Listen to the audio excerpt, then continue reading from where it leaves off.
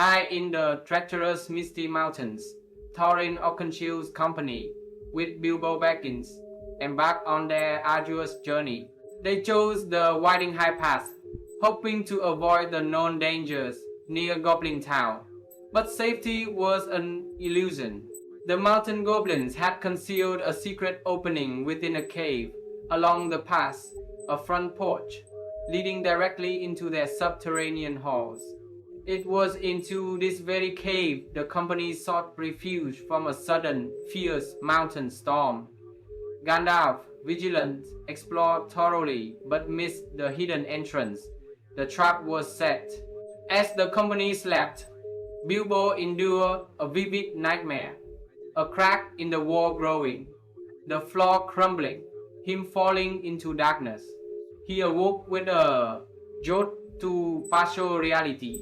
The wall had opened into a vast passage. His shout was too late. A hold up, at least 74 goblins swarmed in, 6 for each dwarf, 2 for Bilbo. Gandalf was gone.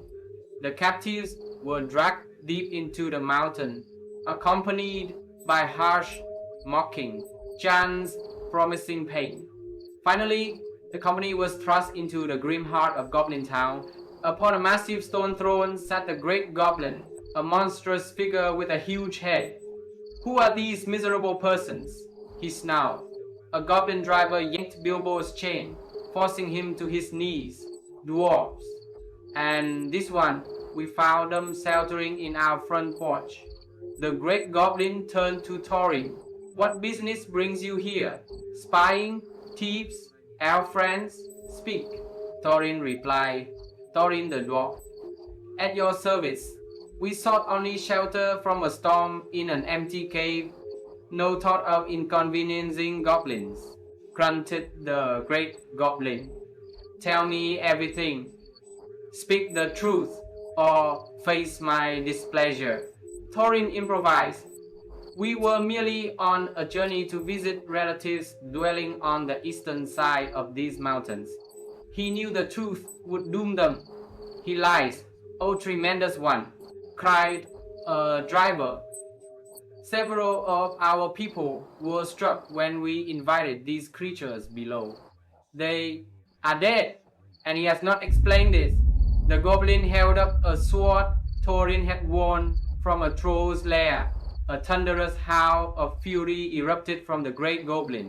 His soldiers gnashed teeth, clashed shields, stamped feet, instantly recognizing the weapon. It was Orcrist, the goblin cleaver, which they called Biter. It had killed countless goblins in ancient wars against the elves.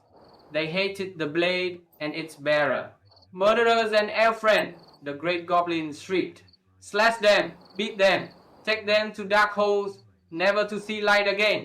Consumed by wrath, he lunged from his throne at Thorin. In that instant, all lights in the cavern died. The central fire erupted into a pillar of blue, glowing smoke, showering white sparks amidst the panicked goblins. Chaos erupted. Gandalf materialized, wielding his ancient blade, Glamdring. With a swift, terrible strike, he slew the Great Goblin. Seizing the opportunity, the dwarves began their desperate escape. Bilbo, in the confusion, became separated from his companions. Bilbo, thrown into the sudden, chaotic darkness, stumbled blindly. He felt a sharp push. Then the ground gave way, sending him tumbling down a steep, slick incline. A sickening thud resonated through his skull as consciousness faded. He awoke later, in absolute, pervasive darkness. A dull ache pulsed behind his eye, and a chilling dampness seeped into his clothes. Fumbling instinctively in his pockets, his fingers brushed against a cold, smooth metal ring. He tucked it away, a strange, small comfort against the oppressive void.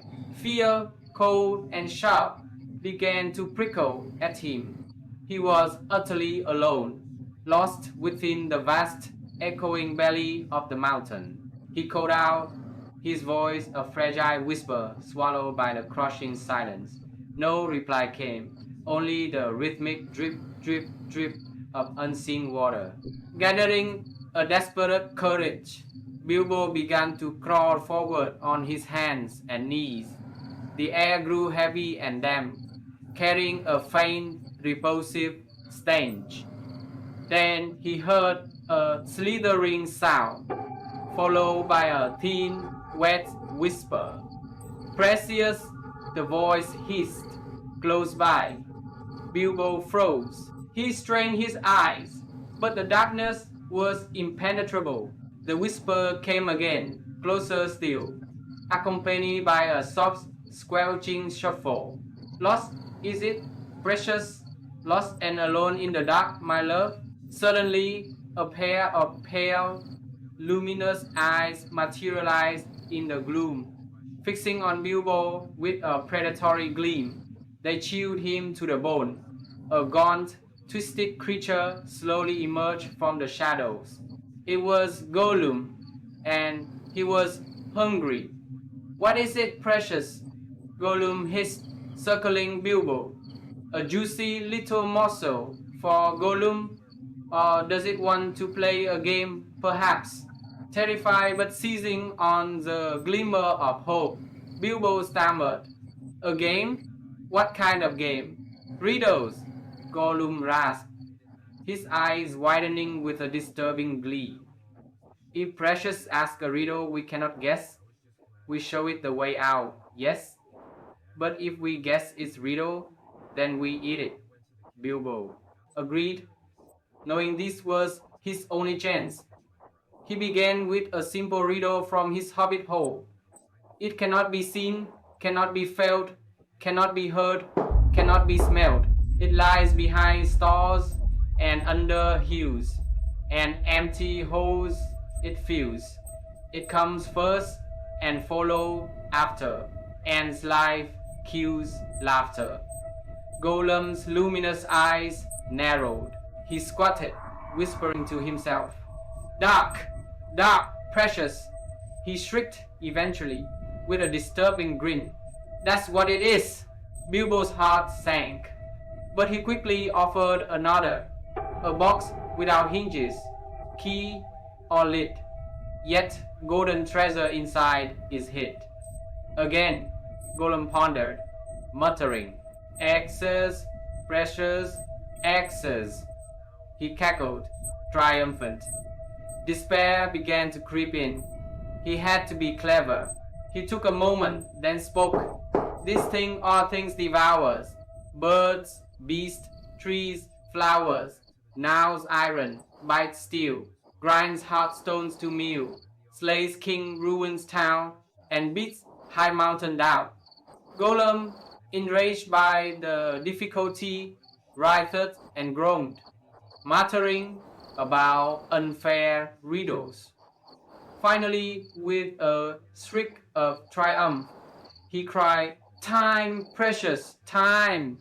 Bilbo felt truly stumped, but then his fingers brushed against the cold metal ring that had fallen from his pocket earlier. Without thinking, he blurted out, What have I got in my pocket? Gollum shrieked, Not fair! Not fair! Precious! Tricksy riddles! Ask us a proper one. Yeses, yes! But Bilbo stood firm. That was the riddle, he insisted. Gollum pleaded, threatened, and begged. But Bilbo would not yield. He had asked a riddle, and Gollum had failed to guess. Driven to a frenzy, Gollum finally demanded 3 guesses. Bilbo, worn down, conceded. Gollum guessed hands, then knife, then string. All were wrong.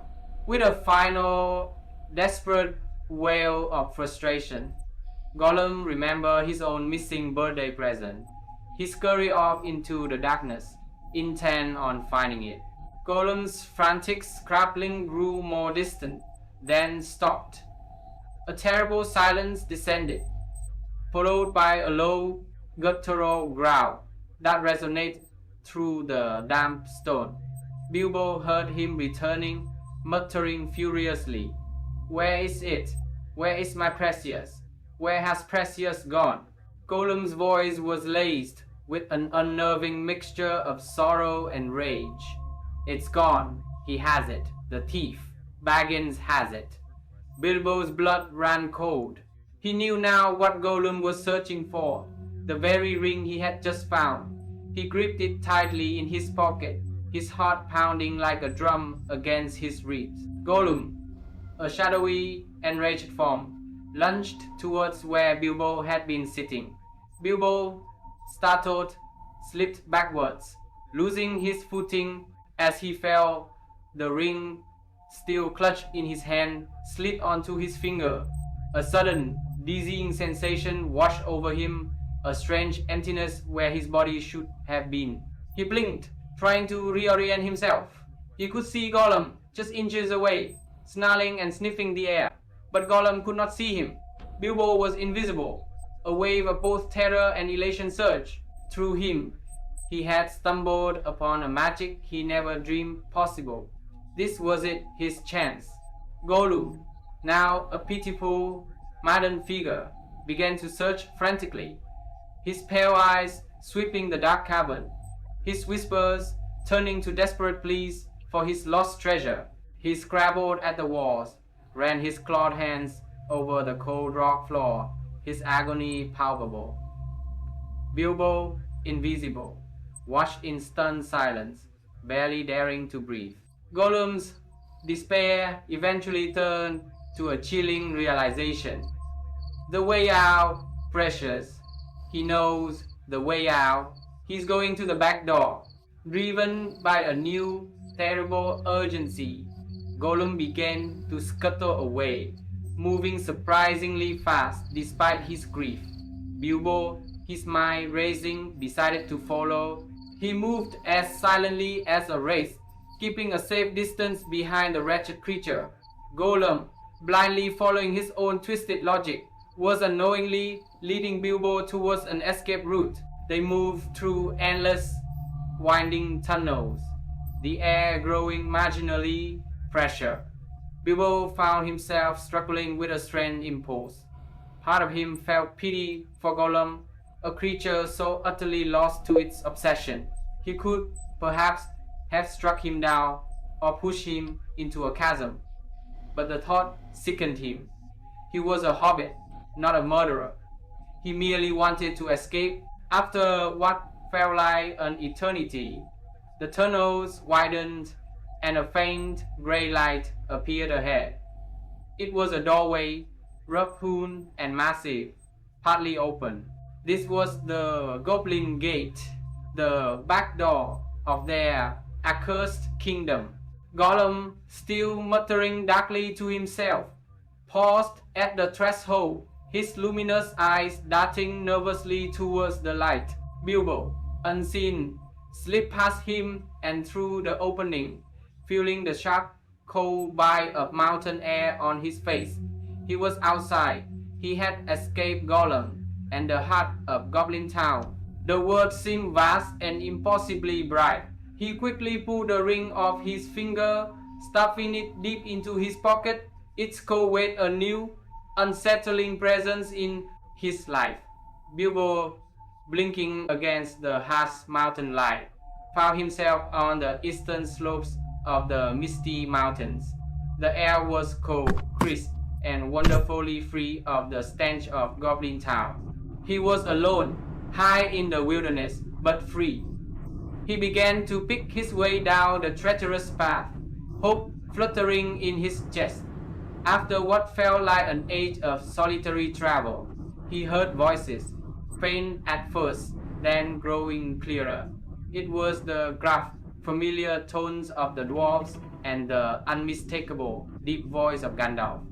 Relief washed over him, almost bringing him to his knees. He found them huddled by a small fire, still deep within the cracks of the mountain, but outside the goblin tunnels. His sudden appearance, seemingly out of thin air, as he removed the ring, startled them profoundly. They thought him lost, perhaps eaten. Their joy, once their shock subsided, was immense.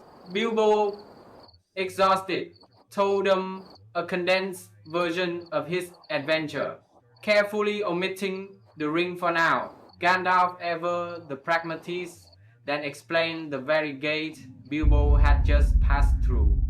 They made that gate ages ago, he said, gesturing back towards the mountain's shadowed mall, partly as an escape route, if they ever needed one, partly as a way out into the lands beyond, where they still come in the dark and do great damage. They guard it always, and no one has ever managed to block it up. He chuckled grimly. They will guard it dully after this night.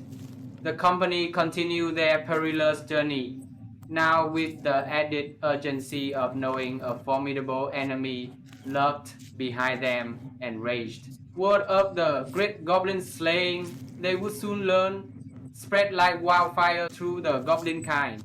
This event rekindled an ancient hatred for dwarves, fueling a fury that would, in time, ignite the devastating battle of 5 armies. For Goblin-town, though a sizable city in its own right, was not the only orc settlement.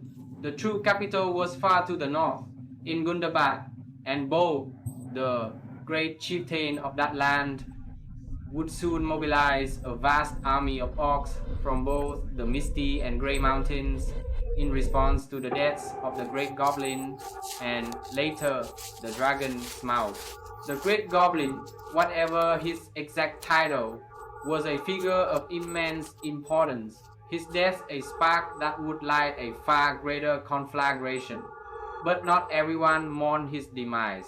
When the company eventually reached the home of Bjorn, the skin changer, he listened enthralled to Gandalf's recounting of their harrowing escape. Bjorn, after confirming the tale for himself, returned with a booming laugh. I hurried home as fast as I could to see that you were safe, he rumbled, and to offer any help I can. I shall think more kindly of dwarfs after this. Kill the Great Goblin! Kill the Great Goblin! He chuckled fiercely to himself, clearly delighted by the news. In later days, Bjorn's descendants, the Bjornings, would keep the high pass open for travelers. This was a testament, however, to the enduring presence of goblins under the northern Misty Mountains. Indeed, centuries later, when the Fellowship of the Ring embarked on their own quest, they would wisely choose a more southerly route, avoiding the perilous path